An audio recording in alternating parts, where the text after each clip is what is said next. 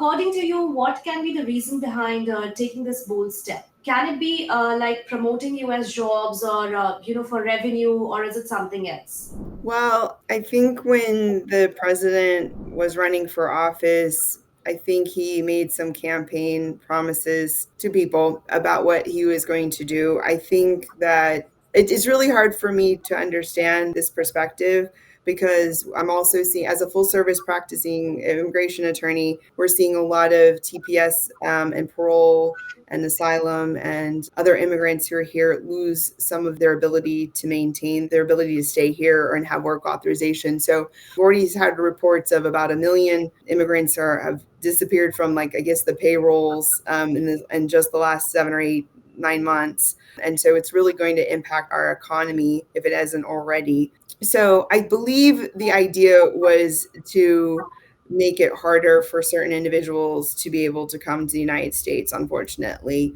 I have a hard time understanding the justification of it. And what we have seen is that it's not targeted to just one visa. For example, with the F1, the changes to the duration of status is going to have an impact on that pipeline of the students that come to the United States who later are OPT, and usually the pipeline leads to H-1Bs.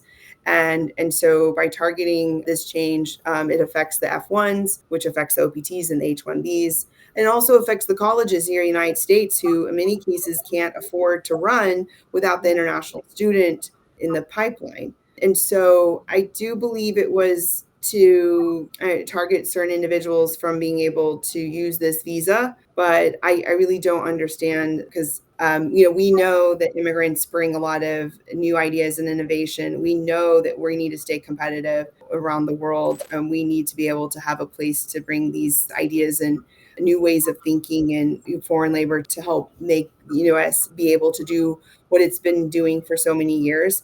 And so I think there was some political, some behind it to be able to, and it's quite unfortunate because the H-1B is that wonderful, pathway where usually the individual is petitioned for by the company with the PERM process, or maybe they marry a US citizen, or maybe they build up their resume and can do the national interest waiver or what have you. But having those 6 years and the additional 1 year added on during the PERM, for example, it creates a wonderful pipeline. There is no true other option exactly on point with that. And whenever we've had issues with, like, the lottery or the economy or whatever, yeah, people have moved over to other visa types, but ultimately they boomerang back to the H-1B because of what options it provides. And is also with dual intent, it provides a lot of options.